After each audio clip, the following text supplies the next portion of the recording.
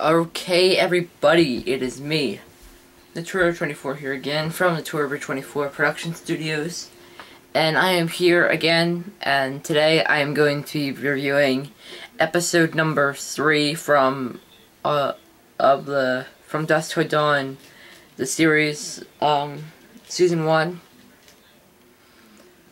So basically, this episode is called Mistress.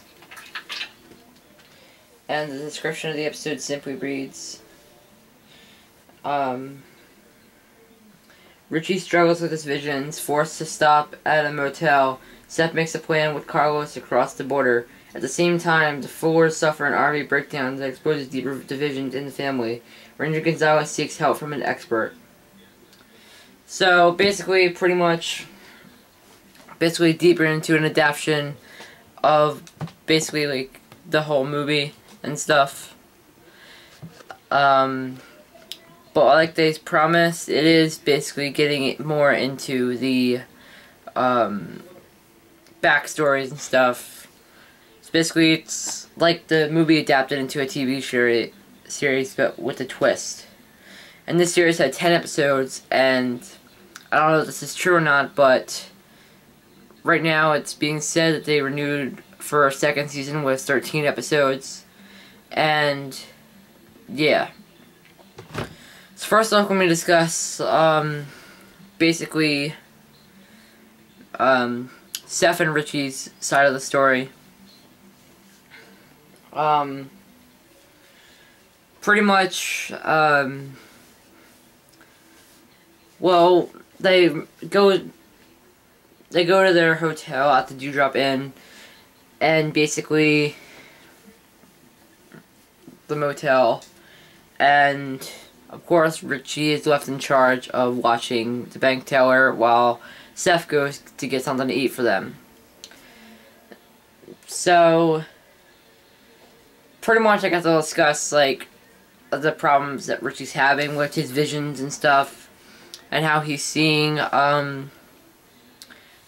basically visions of this girl. Now I think that like the girl they're seeing is actually gonna end up being at the strip clubs that they go to in the series, in the movie. I mean,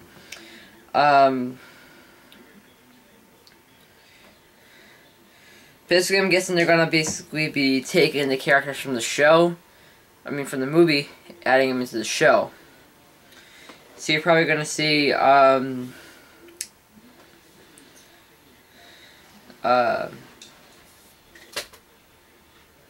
shoot. Well, it's kind of weird when you think about it, but what I think is that Carlos is going to end up being at the strip club because, you know, we see more of his, vampiric side. We actually only see him, like, I think we only see him, like, once, and that's, like, during the opening before the, like, themes intro opening credits shows. So yeah, Richie struggles further with his visions. Basically, bank tellers sort of like thinking it's crazy and stuff. Especially when he looks at his hand that has the hole in it. He basically see like an eye, like, you know, in his hand, and basically it's shown like snakes going like in the opening scene for episode 1. Basically showing snakes entering his mouth and like basically trying to like choke him out and stuff, sort of like the lady in the first episode.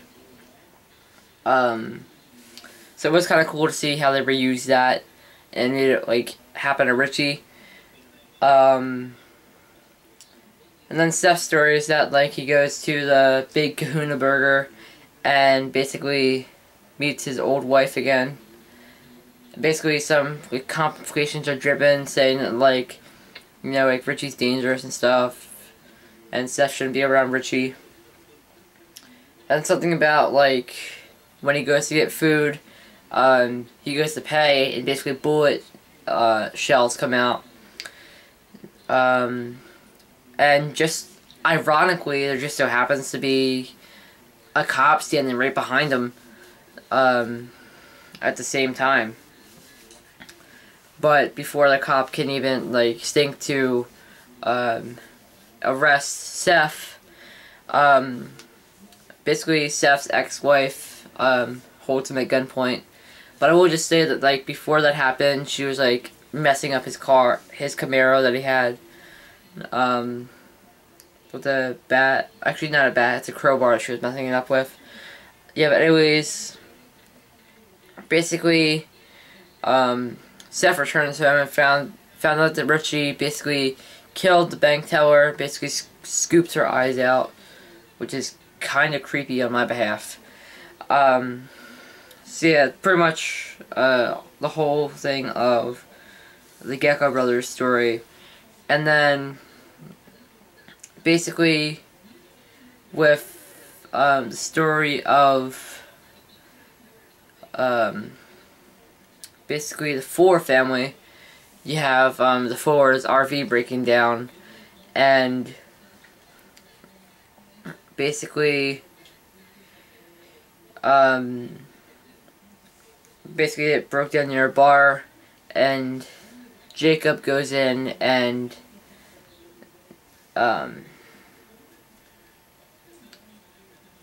Jacob goes in and basically has a few drinks and almost nearly kills Kate after like their van is fixed, and sort of like Gonzalez and Jacob both almost nearly met at the same time, because ironically Jacob was there too. Not Jacob, Gonzalez was there too, talking to the expert. So yeah, so basically you see Jacob asking for help, and then it sort of cuts over to more of Gonzalez's story, with him meeting the expert and stuff, and then you actually see a scene again of Jacob asking for help with the RV because it's broken down, and then all I see is just Gonzalez and the expert looking over and stuff, and then it does actually show who exactly helped out fixing the van, which is this other guy, but basically Jacob had no idea that Kate was behind the RV, and there's also something like I should mention before I get more into what that was like. Something about a vehicular manslaughter went on, and basically something about how Jacob's being blamed for the death of his wife or something like that. But anyways, yeah, almost nearly hits and kills Kate. But luckily enough, only hits her enough to like shock her and knock her over, not really hit her and run her over, which I thought was pretty believable. And yeah, so I guess that's like pretty much it for the whole entire story of the Fours in that episode. And then cut over to Gonzalez, where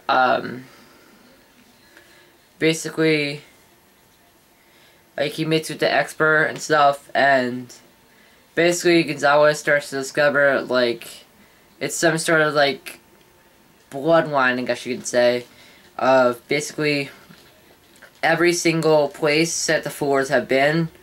The Gecko Brothers have been. They keep leaving behind that same symbol, which is basically like a sort of like eye, I guess you could say. But every place that they've been, the eye is everywhere. It was by where the dead dog was. It's on the knife that both Seth left behind in the bathroom, and the one that they have. And then it's basically drawn on the witnesses of the liquor store that were held hostage at the liquor store. So pretty much I guess you can say that there's like something with this symbol that we're gonna find out in the later episodes. But overall, I think this episode was actually really well done, and it was like going back and forth between like the different stories and stuff, which was actually pretty enjoyable. Sorry about that. I was over to a CD player because I didn't want music to start playing when I was filming, because I accidentally kicked it with my foot. But anyways, yeah, overall, like, I like how they're switching back and forth, and at the beginning they showed like a flashback to basically Steph in prison and stuff, and before he was like broken out by Richie and stuff. But overall, I actually thought this episode was pretty enjoyable, so I give this episode an 8.5 out of 10. Coming up next, I'm going to be reviewing episode number 4, which is Let's Get Ramblin'. Kind of a weird name for episode, don't you think? But anyways, yeah. I think what I'm going to do is that, like, every 2 weeks and stuff, instead of doing an episode review every week, every 2 weeks, I think I'm going to do, like, 2 episode reviews at a time. Like, I'll watch, each week the episode comes out, I'll actually watch it, but every 2 weeks is when I'll actually release the reviews for them. So I think what my real plan is that, like, every 2 weeks, well, every week when the episode comes out, I'll watch the episode, film the review, just like, you know, set it aside for now.